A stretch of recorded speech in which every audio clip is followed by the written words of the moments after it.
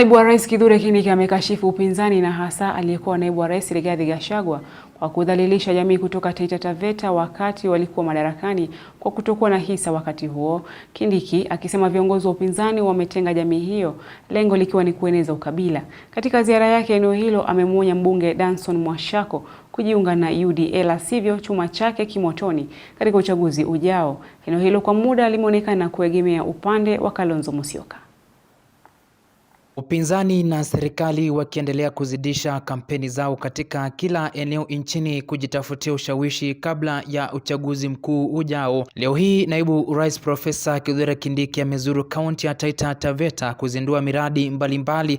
Kindiki akijitokeza wazi kukashifu upinzani, akisema kuwa umekuwa ukidhalilisha eneo hilo kwa muda mrefu hata wakati walikuwa madarakani. Wao wenyewe walikuja hapa wakatukana Wataita na Wataveta, wakawaambia kura yenu ni kidogo, wakawaambia kuna kitu mtapata kwa sababu hamna shares katika serikali.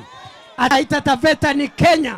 Taita Taveta itasaidiwa na hii serikali kwa sababu ni haki yao na hakuna maneno na shares, kwa sababu sisi sote ni taifa moja jameni.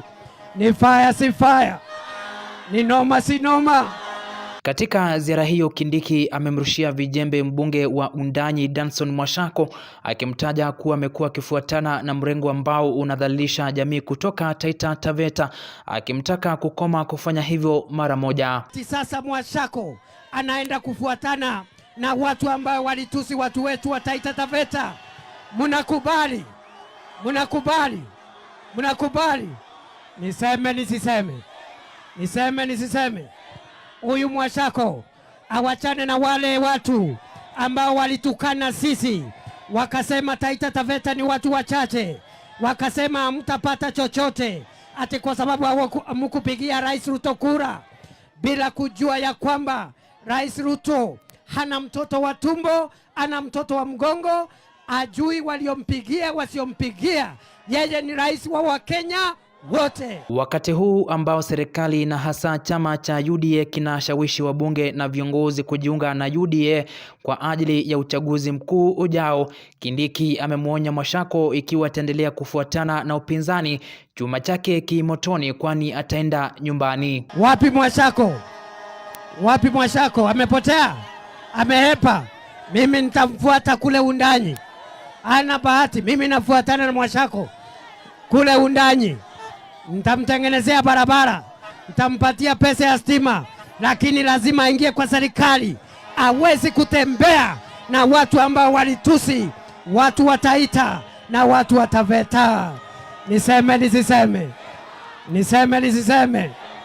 Na huyo Mwashako mkimwona mwambie akiendelea na mchezo wa paka na panya na kufuatana na watu wa DCP ambao walisema Taita Taveta ina shares, yeye tutamsafirisha, ataenda one way, ataenda one way. Ni fire si fire, asipoingia kwa chama aende. Kauli ya Kindiki inajia baada ya upinzani kuandaa mikutano mikubwa katika kaunti ya Taita Taveta, ngome ambayo imeonekana kuwa ya kiongozi wa Wiper Kalonzo Musyoka. Akina mama we, akina baba we. Fredrick Kwambua, Undugu TV.